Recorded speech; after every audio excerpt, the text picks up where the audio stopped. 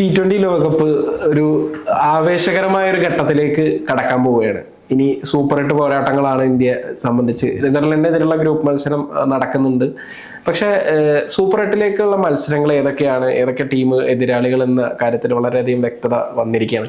ഒരു തരത്തിലൊരു ആശ്വാസം, അല്ലെങ്കിൽ ആശ്വാസം എന്നില്ല, ഇന്നത്തെ ഓസ്ട്രേലിയൻ ടീം അത്ര വലിയ കരുത്തരല്ല എന്നുള്ളത് സത്യം തന്നെയാണ്. T20 ഫോർമാറ്റിൽ ഓസ്ട്രേലിയ ഇല്ല എന്നുള്ളത് വളരെ അതൊരു നിരാശപ്പെടുത്തുന്നുണ്ടെങ്കിൽ പോലും ഒരു അപ്രതീക്ഷിതമായിട്ടുള്ള ഒരു ഇതാണ്. ഇപ്പൊ സിംബാബ്വേക്കെതിരെയുള്ള ഒരു മത്സരം ഇന്ത്യൻ ടീമിനെ സംബന്ധിച്ച് വലിയ പ്രതിസന്ധികൾ സൃഷ്ടിക്കുന്ന ഒരു മത്സരം ആയിരിക്കില്ല ഓസ്ട്രേലിയനെ സംബന്ധിച്ച്. നിലവിൽ ഓസ്ട്രേലിയൻ ടീമിനെയും കമ്പയർ ചെയ്യുന്ന സമയത്ത് സ്വാഭാവികമായിട്ടും ഇന്ത്യൻ ടീം ഓസ്ട്രേലിയയെക്കാളും ഫാർ ബെറ്റർ ആണ് എന്ന് നമ്മൾ പറയേണ്ടതായിട്ട് വരും. അതുകൊണ്ട് തന്നെ ആ മത്സരം ഇന്ത്യനെ സംബന്ധിച്ച് വലിയ വെല്ലുവിളികളില്ല. ഇപ്പോൾ T20 ലോകകപ്പിൽ ഇന്ത്യയും സിംബാബ്വേയും കൂടി മുമ്പ് ഏറ്റുമുട്ടിയ മത്സരത്തിൽ ഇന്ത്യ ഒരു മത്സരം മാത്രമാണ് ഏറ്റുമുട്ടിയിട്ടുള്ളത്. ആ മത്സരത്തിൽ ഇന്ത്യ വിജയിക്കുകയും ചെയ്തിട്ടുണ്ട്. പക്ഷെ മറ്റു രണ്ട് ടീമുകൾ, ദക്ഷിണാഫ്രിക്ക അതുപോലെ വെസ്റ്റ് ഇൻഡീസ്, അതിൽ ദക്ഷിണാഫ്രിക്കയെ കുറിച്ചിട്ട് പറയുകയാണെങ്കിൽ പോലും ചരിത്രപരമായിട്ടൊരു മുൻതൂക്കം ഇന്ത്യക്ക് ഉണ്ടെങ്കിൽ വെസ്റ്റ് ഇൻഡീസിനെതിരെ അങ്ങനെയല്ല. ഇതുവരെ T20 ലോകകപ്പിൽ കളിച്ച 4 മത്സരങ്ങളിൽ 3 തവണ വെസ്റ്റ് ഇൻഡീസ് വിജയിച്ചിട്ടുണ്ട്. നമുക്കറിയാം ഏതൊക്കെ ഫോർമാറ്റിൽ വെസ്റ്റ് ഇൻഡീസിനെ തള്ളിക്കളഞ്ഞാൽ പോലും T20യിൽ അവർ പലപ്പോഴും ആ ഒരു ബിഗ് ഹിറ്റേഴ്സിന്റെ കരുത്തിൽ പലപ്പോഴും പല അത്ഭുതങ്ങൾ സൃഷ്ടിക്കാറുണ്ട് എന്നുള്ളതൊരു യാഥാർത്ഥ്യമാണ്. ഇന്ത്യയുടെ നമ്മൾ സംസാരിക്കാൻ പോകുന്നത് സൂപ്പർ 8ലെ വെല്ലുവിളികളെ കുറിച്ചാണ്. ഇപ്പൊ നമ്മൾ കഴിഞ്ഞ ഒരു വീഡിയോയിൽ ഇന്ത്യ സൂപ്പർ 8ന് മുമ്പ് പരിഹരിക്കേണ്ട ചില പ്രശ്നങ്ങളെ കുറിച്ച് നമ്മൾ സംസാരിച്ചിരുന്നു. അപ്പൊ ആ പ്രശ്നങ്ങളെ കുറിച്ച് സംസാരിച്ച സമയത്ത് ഇന്ത്യ കപ്പടിച്ചു കഴിഞ്ഞാൽ നിങ്ങളത് മാറ്റി പറയും, ഈ വീഡിയോ എടുത്തു വെച്ചിട്ടുണ്ട് എന്ന രീതിയിലൊക്കെ പലരും കമന്റ് ഇട്ടിരുന്നു. ഞാൻ ഒരു കാര്യം വ്യക്തമാക്കണം, നമ്മുടെ വീഡിയോയ്ക്കകത്ത് നമ്മൾ പറഞ്ഞൊരു കാര്യം ഇന്ത്യ കപ്പടിക്കില്ല, ഇന്ത്യ പരാജയപ്പെടുമെന്നല്ല. അതായത് ഗ്രൂപ്പ് ഘട്ടത്തിലെ 3 മത്സരങ്ങൾ വെച്ചിട്ട് ഇന്ത്യയുടെ ചില പ്രശ്നങ്ങൾ എവിടെയൊക്കെയാണ് എന്നുള്ളത്, അല്ലെങ്കിൽ പോരായ്മ എന്ന് പറയാൻ പറ്റില്ല, ചില പ്രശ്നങ്ങൾ അല്ലെങ്കിൽ ചില ഇപ്പോ അഭിഷേകിന്റെ ഫോം പോലുള്ള വിഷയങ്ങൾ, അത്തരം പ്രശ്നങ്ങൾ ഇന്ത്യ പരിഹരിക്കേണ്ടതുണ്ട് എന്നാണ് പറഞ്ഞത്. പക്ഷെ നമുക്ക് ഇനി സൂപ്പർ 8ലെ വെല്ലുവിളികളെ കുറിച്ച് സംസാരിക്കാം.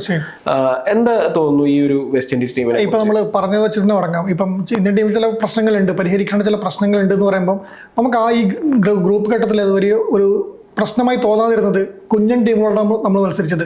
നമീബിയ ആയാലും ഇപ്പം നെതർലൻഡ്സ് ആയാലും USA ആയാലും പാകിസ്ഥാൻ ആയാലും എല്ലാം കുഞ്ഞൻ ടീമുകളായിരുന്നു. പാകിസ്ഥാനെ പട്ടികയിൽ ഉൾപ്പെടുത്താമെന്ന് കരുതുന്നു.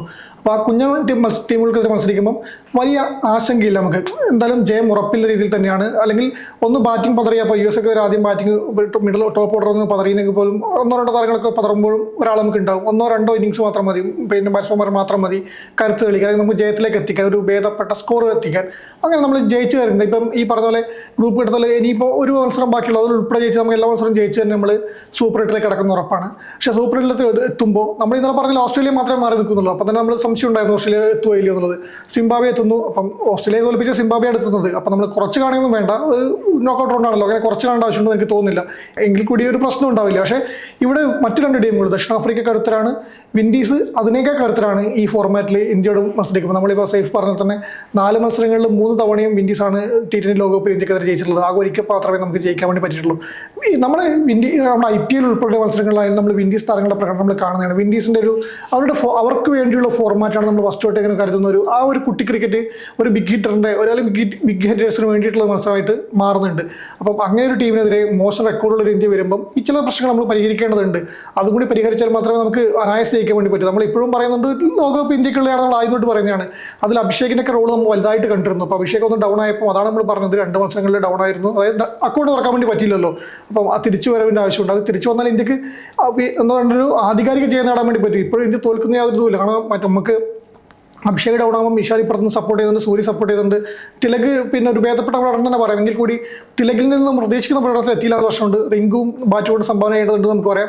അക്ഷർ പട്ടേൽ നല്ല രീതിയിൽ സംഭാവന ചെയ്യേണ്ടതുണ്ട് പറയാം. ഹർദിക്കിൻ്റെ പ്രകടനം നമ്മൾ കാണുന്നുണ്ട്, കുഴപ്പമില്ലാതെ പറയുമ്പോൾ ഈ പറഞ്ഞ ഹർദിക്ക്, സൂര്യ അല്ലെങ്കിൽ ഇഷാൻ ഇവർ ഉണ്ടാകുമ്പോൾ നമുക്ക് ടെൻഷൻ അടിക്കാൻ ആവശ്യമൊന്നുമില്ല. എങ്കിൽ കൂടി ഈ ദക്ഷിണാഫ്രിക്കയും ഇൻഡീസിനെയും പോലുള്ള ടീമുകളോട് മത്സരിക്കാൻ എത്തുമ്പോൾ കുറച്ചും കൂടി നമ്മൾ തെളിയിക്കേണ്ടതുണ്ട്. അതാണ് നമ്മൾ കഴിഞ്ഞ ദിവസം പറഞ്ഞത്. ഇനി ഈ പറഞ്ഞു വന്നതിലേക്ക് തന്നെ വരാം. വിൻഡീസാണ് നമുക്ക് തലവേദന എന്ന് തന്നെ പറയാം. പിന്നെ വിൻഡീസിനെ പരാജയപ്പെടുത്തുക എന്നുള്ളത് നമ്മളിപ്പം നോക്കുമ്പോൾ അറിയാം, നമുക്ക് അവസാന 4ലേക്ക് എത്താൻ വേണ്ടി സൂപ്പർ 4ലേക്ക് എത്താൻ വേണ്ടി വലിയ പ്രശ്നമൊന്നുമില്ല. ദക്ഷിണാഫ്രിക്കനെയും സിംബാബ്വേനെയും തോൽപ്പിച്ചത്. സിംബാബ്വേയോട് നമ്മൾ ജയിച്ചുവെന്ന് കരുതുവാണ്. ദക്ഷിണാഫ്രിക്കയോട് അങ്ങനെ തന്നെയാണ്. കാരണം നമുക്ക് ദക്ഷിണാഫ്രിക്കൻ ടീമിനെ നമുക്ക് നന്നായിട്ട് അറിയാം, അടുത്ത് നമ്മൾ കളിച്ചതാണ്. ദക്ഷിണാഫ്രിക്ക മോശം ടീമാണെന്നല്ല, മികച്ച ടീമാണ്. എങ്കിൽ കൂടി നമുക്ക് നിലവിൽ ഇന്ത്യൻ ടീമിനെ തോൽപ്പിക്കാൻ പറ്റാത്ത ടീമൊന്നുമല്ല. വിൻഡീസിൻ്റെ കേസ് പറയുമ്പോൾ നിലവിൽ ഇന്ത്യൻ ടീമിനെ തോൽപ്പിക്കാൻ പറ്റാത്ത ടീമൊന്നുമല്ല വിൻഡീസ്. പക്ഷേ വിൻഡീസിൻ്റെ കരുത്ത് ഈ ഫോർമാറ്റിൽ നമുക്ക് പിന്നെ പ്രവചനാതീതമാണ്. അവരെങ്ങനെയും 196 റൺസ് ഇന്ത്യക്കെതിരെ അടിച്ച ടീമാണ്. 119 റൺസിൻ്റെ ഓൾ ഔട്ട് ആയിട്ടുണ്ട്. അത് വേറെ കാര്യം. വിൻഡീസ് നമ്മൾ ഇപ്പം പറയുമ്പോൾ അങ്ങനെ തന്നെ പറയേണ്ടതുണ്ട്. പിന്നെ കൂറ്റൻ സ്കോറുകൾ ഉയർത്താനും അതുപോലെ തന്നെ ചെറിയ സ്കോറിന് പുറത്താനും വരുന്ന ടീമാണ്. അതോടൊപ്പം തന്നെ കൂറ്റൻ സ്കോർ അടിച്ചിട്ട് ആ മത്സരം പോലും തോൽക്കാനും സാധ്യതയുള്ള തീർച്ചയായും. അപ്പോൾ അങ്ങനെയൊരു ടീമാണ്. അപ്പോൾ അവരോട് മത്സരിക്കുമ്പോൾ നമ്മൾ കുറച്ചുകൂടി കരുതിയിരിക്കേണ്ടതുണ്ട്. നമ്മൾ അവരുടെ ബിഗ് ഹിറ്റേഴ്സിനെ നമുക്ക് ഹെഡ്മേറിനെ യഥാർത്ഥ പ്രകടനം അല്ലെങ്കിൽ തനി സ്വരൂപം കാണാൻ വരുന്നത് ലോകകപ്പിലാണ്. IPL ഒക്കെ വന്നാൽ നമ്മൾ എപ്പോഴും കാണുന്നില്ല. ഹെഡ്മേറിനെ നമുക്ക് എപ്പോഴും ചെയ്ത് വിളിക്കാൻ അവസരം ഉണ്ടാവാറുള്ളൂ, സമയം ഉണ്ടാവാറുള്ളൂ. പക്ഷേ അതുപോലുള്ള താരങ്ങളൊക്കെ മികച്ച രീതിയിൽ മാറ്റിയെടുക്കുന്ന ഒരു ഫോർമാറ്റ് നമ്മൾ കാണാൻ വേണ്ടി പോവുകയാണ്. ഇപ്പോൾ ഹെഡ്മേറിനൊപ്പം പറഞ്ഞാൽ തന്നെ ഷായ് ഹോപ്പിന്റെ പ്രകടനമുണ്ട്. ഇങ്ങനെ ഒരുപറ്റം ബിഗ് ഹിറ്റേഴ്സ് ആ ടീമിലുണ്ട്. നമുക്ക് അവരെയാണ് മറികടക്കേണ്ടത്. റൂദർഫോർഡ്, അതുപോലെ തന്നെ റോമൻ പവൽ, ജേസൺ ഹോൾഡർ, എല്ലാ ആളുകളും. ജേസൺ ഹോൾഡറിനെ പറയേണ്ടതാരാണ്. അല്ല, ഈ വെസ്റ്റ് ഇൻഡീസിന്റെ ഒരു ഇത് നമ്മൾ എന്തുകൊണ്ട് വെസ്റ്റ് ഇൻഡീസ് ഒരു ഭീഷണിയാകുന്നു എന്ന് പറയുമ്പോൾ ഈ പറയുന്ന പോലത്തെ ബിഗ് ഹിറ്റേഴ്സ് അവർ ഗെയിം ചേഞ്ച് ചെയ്യാൻ കഴിയുന്ന ആളുകളാണ് എന്നുള്ളതാണ് അതിലെടുത്ത് പറയേണ്ട ഒരു കാര്യം. ഇപ്പൊ T20 ക്രിക്കറ്റ് നമ്മൾ നോക്കുകയാണെങ്കിൽ ഇപ്പൊ ഗെയിലിൽ തുടങ്ങിയിട്ടുള്ള ആ ഒരു വെസ്റ്റ് ഇൻഡീസ് താരങ്ങളുടെ ഒരു എന്താ പറയുക, ഒരു എല്ലാ കാലത്തും ഒരു ബിഗ് ഹിറ്റിംഗ് കപ്പാസിറ്റി ഉള്ള അത്രയും ഏത് തോൽക്കാൻ പോകുന്ന മത്സരത്തെ പോലും അടിച്ച് ജയിപ്പിക്കാൻ കഴിയുള്ള ഒരു താരങ്ങൾ, പ്രത്യേകിച്ച് ഇന്ത്യൻ കണ്ടീഷനിൽ അത്രയും ഒരു ഇന്ത്യയിൽ നല്ല പെർഫോമൻസ് സ്വാഭാവികമായിട്ടും കളിക്കുന്ന താരങ്ങൾ കൂടിയാണ്. അപ്പൊ ഇന്ത്യയിൽ ഇതിനു മുമ്പ് നടന്ന ലോകകപ്പ് നേടിയ ഒരു ടീം കൂടിയാണ് വെസ്റ്റ് ഇൻഡീസ് എന്നുള്ളത് നമ്മൾ വിസ്മരിക്കാൻ ഒരിക്കലും കഴിയില്ല. ഇപ്പൊ നിങ്ങൾ അഭിഷേകിന്റെ ഫോമിനെ കുറിച്ച് പറഞ്ഞ ഒരു കാര്യം, അഭിഷേക് ഫോമിൽ എത്തുക എന്നുള്ളത് ഇന്ത്യൻ ടീമിനെ സംബന്ധിച്ച് ഇപ്പൊ നിലവിൽ വളരെയധികം പ്രാധാന്യമുള്ളതാണ്. ഞാൻ ആ സമയത്ത് നിങ്ങൾ പറഞ്ഞുകൊണ്ടിരിക്കുന്ന സമയത്ത് പറയണമെന്ന് കരുതിയ ഒരു സംഭവമാണ്. കഴിഞ്ഞ 6 മത്സരങ്ങൾ, അഭിഷേകിന്റെ 6 മത്സരങ്ങൾ എടുത്തു കഴിഞ്ഞാൽ അതിൽ 4ലും 0. അതായത് അഭിഷേകിന്റെ കരിയറിന്റെ ഈ ചെറിയ ഒരു കാലഘട്ടത്തിന്റെ ഏറ്റവും മോശം ഒരു അവസ്ഥയിലൂടെ അഭിഷേക് കടന്നു പോവുകയാണ് എന്നുള്ളത് നമ്മൾ പറയാൻ വേണമെന്നുള്ളതാണ് തോന്നുന്നത്. രവിശാസ്ത്രി പറയുന്നൊരു കാര്യമുണ്ട് അഭിഷേകിന്റെ അടുത്ത്. നമുക്ക് ഇപ്പൊ നോക്ക്, ഇന്ത്യയാണ് പിച്ചൊരുക്കുന്നതല്ലേ എങ്കിൽ, ഇന്ത്യയിലാണ് കളിയെങ്കിൽ, അല്ലെങ്കിൽ ഇന്ത്യയിൽ കളി നടക്കുമ്പോൾ ഇന്ത്യയാണ് പിച്ചൊരുക്കുന്നതെങ്കിൽ സ്വാഭാവികമായിട്ടും ബാറ്റിങ്ങിന് അനുകൂലമായ ഇന്ത്യക്ക് അനുയോജ്യമായിട്ടുള്ള പിച്ചുകൾ ഒരുപക്ഷെ ഉണ്ടാവും. പക്ഷെ ഇവിടെ ICC ആണ് ഈ ടൂർണമെന്റ് സംഘടിപ്പിക്കുന്നത്. അപ്പൊ സ്വാഭാവികമായിട്ടും അതനുസരിച്ച് ഒരു കൃത്യമായിട്ട് തന്ത്രങ്ങളിലൂടെ ഇപ്പൊ നമ്മൾ നോക്ക്, ഇന്ത്യയിൽ നടന്ന മത്സരങ്ങൾ നമ്മൾ എത്ര ഈ കഴിഞ്ഞ ന്യൂസിലാൻഡ് പര്യടനത്തിൽ നമ്മൾ ഇത്ര അനായാസമാണ് 200-ലധികമുള്ള സ്കോറുകൾ നമ്മൾ കണ്ടുകൊണ്ടിരുന്നത്.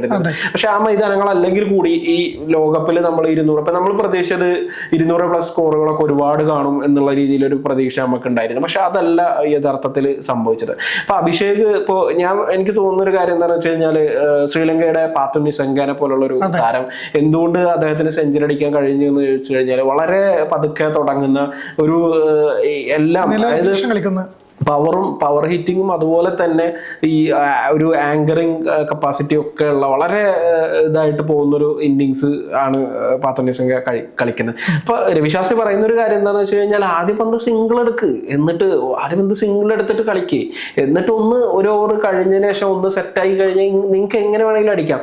അല്ലെ എല്ലാ ബോളും വെച്ചിട്ട് ഭയങ്കരമായിട്ട് വിക്കറ്റ് കീപ്പ് ചെയ്യണം എന്നല്ല പറയുന്നത്. പക്ഷെ ഒരു സിംഗിൾ എടുക്കാൻ ശ്രമിക്കും, ഒന്ന് അക്കൗണ്ട് തുറക്കാൻ ശ്രമിക്കും, എന്നിട്ട് ബാക്കി കാര്യങ്ങൾ നോക്കുക എന്ന് രവിശാസ്ത്രി പറയുന്നുണ്ട്. അതുപോലെ തന്നെയാണ്.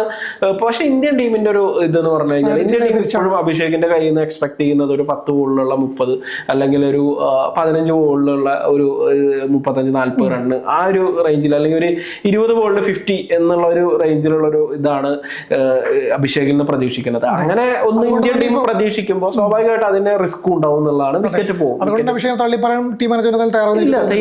തയ്യാറല്ല. അഭിഷേകിന് ഇനിയും അവസരങ്ങൾ ഈ പറഞ്ഞ പോലെ കിട്ടാനുള്ള ഒരു ഇതുണ്ട്. പക്ഷെ ഒരു താരത്തെ സംബന്ധിച്ച് നമുക്ക് അതായത് at the end of the day നമ്മൾ ഈ ഇത് നോക്കുന്ന സമയത്ത് 0-0-0 ഇങ്ങനെ കാണുമ്പോൾ അതൊരു, അതായത് ഒന്നുകിൽ വലിയ ഇമ്പാക്ട് അല്ലെങ്കിൽ ഇമ്പാക്ട് ഒന്നും ഇല്ല എന്ന് പറയുന്നതിനേക്കാളും നല്ലത് ഒരു ഇമ്പാക്ട് ഉണ്ട് എന്നുള്ളത് തന്നെയാണ്. ഏറ്റവും പ്രധാനപ്പെട്ടത് അഭിഷേക് ആയതുകൊണ്ടാണ് നമ്മൾ ഏറ്റവും കൂടുതൽ പ്രതീക്ഷിക്കുന്നത്. പിന്നെ ലോകകപ്പിന് മുമ്പ്, ഇപ്പം നമ്മൾ പറയുമ്പോൾ ലോകകപ്പിന് മുമ്പിലെ പരമ്പരയിലെല്ലാം ഇന്ത്യയുടെ ഏറ്റവും വലിയ ആയുധം അഭിഷേകമായിരുന്നു. ഈ 1ാം നമ്പർ താരം, ഈ പറഞ്ഞ പോലെ തന്നെ ചെറിയൊരു ഘട്ടത്തിൽ ഏറ്റവും വലിയൊരു ഇമ്പാക്ട് ഉണ്ടാക്കാൻ പറ്റിയ താരമായിട്ട് അഭിഷേക് മാറിയിരുന്നു. അപ്പം ലോകകപ്പിൽ നമ്മൾ പ്രതീക്ഷിച്ചത് ലോകകപ്പിലെ താരമായി മാറും, അഭിഷേക് മാറും എന്നാണ് കരുതിയത്.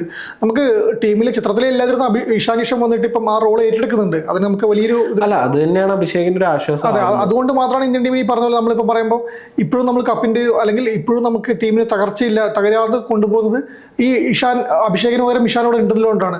ഇഷാനും അഭിഷേകും രണ്ടുപേരും ഫോം ഔട്ട് ആയിരുന്നെങ്കിൽ വലിയൊരു തകർച്ചയിലേക്ക് ഇന്ത്യ പോകും. ടോപ്പ് ഓർഡറിൽ പിന്നെ സൂര്യ ഒറ്റയ്ക്ക് മുന്നോട്ട് കൊണ്ടുപോയിട്ടും സൂര്യ ഒന്ന് ഡൗൺ ആയി കഴിഞ്ഞാൽ നമുക്കറിയാലോ എന്താ അവസ്ഥ. അതിപ്പോൾ കൃത്യമായ റോൾ ഏറ്റെടുക്കാൻ ഇഷാൻ ഉള്ളത് കൊണ്ട് വലിയ തലവേദനയില്ല. അപ്പം അഭിഷേക് കൂടെ ആ റോള് തൻ്റെ പഴയ നമ്മൾ ഈ പറഞ്ഞ പോലെ തന്നെ 10 ബോൾ 30 റൺസ് എന്നുള്ള ആ ഒരു റേഞ്ചിലേക്ക് എത്തിക്കഴിഞ്ഞാൽ ഇന്ത്യക്ക് ഈ പറഞ്ഞ പോലെ 200 എന്നുള്ള സ്കോറിലേക്കോ അല്ലെങ്കിൽ ഇന്ത്യക്ക് പൊരുതാവുന്ന സ്കോറിലേക്ക് മികച്ച സ്കോറിലേക്ക് എത്താൻ വേണ്ടി പറ്റും. അതാണ് നമ്മൾ ആഗ്രഹിക്കുന്നതും വേണ്ടതും. തീർച്ചയായിട്ടും. ഇനി നമ്മൾ ദക്ഷിണാഫ്രിക്കയെ കുറിച്ച് പറയുകയാണെങ്കിൽ 7 മത്സരങ്ങളിൽ ഇന്ത്യ ദക്ഷിണാഫ്രിക്ക T20 ലോകകപ്പിൽ നേർക്കുനേർ വന്നപ്പോൾ 5 തവണയും ഇന്ത്യയാണ് വിജയിച്ചത്. പ്രത്യേകിച്ചും കഴിഞ്ഞ ഫൈനലിൽ ഉൾപ്പെടെ പ്രധാനപ്പെട്ട മത്സരങ്ങളിലൊക്കെ ഇന്ത്യക്ക് ഒരു മുൻതൂക്കം ആധിപത്യം ഉണ്ട് എന്നുള്ളത് തന്നെയാണ് എടുത്തു പറയേണ്ട ഒരു കാര്യം. അതുകൊണ്ട് തന്നെ ഈ ഒരു ആധിപത്യം ഉള്ളത് കൊണ്ട് തന്നെ ദക്ഷിണാഫ്രിക്കക്കെതിരെ ഇപ്പൊ സമീപകാലത്ത് നമ്മൾ T20 കളിച്ചാണ്. അപ്പൊ ആ ഒരു രീതിയിൽ മാനസികമായിട്ടൊരു ആധിപത്യം ഇന്ത്യൻ ടീമിന് വളരെ വ്യക്തമായിട്ടുണ്ട്. അതുകൊണ്ട് തന്നെയാണ് നമ്മൾ ആ മത്സരം അത്ര വലിയ വെല്ലുവിളി ആകില്ല എന്ന് പറയുന്നത്. പക്ഷെ അങ്ങനെ പറയുമ്പോൾ പോലും ദക്ഷിണാഫ്രിക്കയാണ് ടീം പഴയ ദക്ഷിണാഫ്രിക്ക അവരിപ്പം പഴയ മറ്റേ പഠിക്കൽ കൊണ്ട് കലമുടക്കുന്ന ഒരു ദുർബോധം അതൊക്കെ അവരെ വിട്ടുപോയി. കഴിഞ്ഞ പ്രാവശ്യം ഇന്ത്യ ഇപ്പം അവർക്കൊരു കടം വീട്ടാനുള്ള അവസരം കൂടിയാണ് വരുന്നത്. കഴിഞ്ഞ പ്രാവശ്യം നമുക്ക് അറിയാം ലോക ഫൈനലിലേക്ക് ഇന്ത്യ കണ്ണീർ വീഴ്ത്തിയിരുന്നല്ലോ. ആ കണ്ണീരിന് പ്രതികാരം തീർത്തിട്ട് മുന്നോട്ട് പോകാനുള്ള അവസരമായിട്ട് അവർ എടുത്തേക്കാം. അതുകൊണ്ട് അതിനുശേഷമുള്ള ആദ്യ മുഖാമുഖമാണ് ലോകകപ്പിലേക്ക് വരുന്നത്. തീർച്ചയായിട്ടും. അതുപോലെ തന്നെ ഇപ്പൊ ഇന്ത്യയുടെ അടുത്ത ഒരു എതിരാളി വരുന്നത് സിംബാബ്വെ ആണ്. ഓസ്ട്രേലിയ അല്ല എന്നുള്ളത്. ഓസ്ട്രേലിയനെ പോലുള്ള ഒരു ടീമിൽ സൂപ്പർ 8 വരുന്നൊരു മാറി. അതെ, തീർച്ചയായിട്ടും. അവിടെ ഒരു സിംബാബ്വെ എന്ന് പറയുന്നത് ഈ പറയുന്ന ഈ ഗ്രൂപ്പിനകത്ത് ഏറ്റവും വീക്ക് ആയിട്ടുള്ള ടീം തന്നെയാണ്. പിന്നെ അട്ടിമറികൾ നമ്മൾ എല്ലാ ദിവസവും പ്രതീക്ഷിക്കാൻ പറ്റില്ല. അതുകൊണ്ട് തന്നെ അതേസമയം അത് അങ്ങനെ സംഭവിക്കില്ല എന്ന് പറയാനും പറ്റില്ല. കാരണം സിംബാബ്വേനെ സംബന്ധിച്ച് ഇപ്പൊ അവർക്ക് കിട്ടിയ വളരെ മാനസികമായിട്ടുള്ള ഒരു ഇതുണ്ട്. ഇപ്പൊ ഇനി ശ്രീലങ്കയ്ക്കെതിരെ ഒരു മത്സരം സിംബാബ്വേക്ക് കളിക്കാനുണ്ട്. അപ്പൊ ആ മത്സരത്തിലൊരു പ്രകടനം എങ്ങനെയായിരിക്കും എന്നുള്ളതാണ് നമുക്ക് ഉറ്റുനോക്കേണ്ട ഒരു കാര്യം.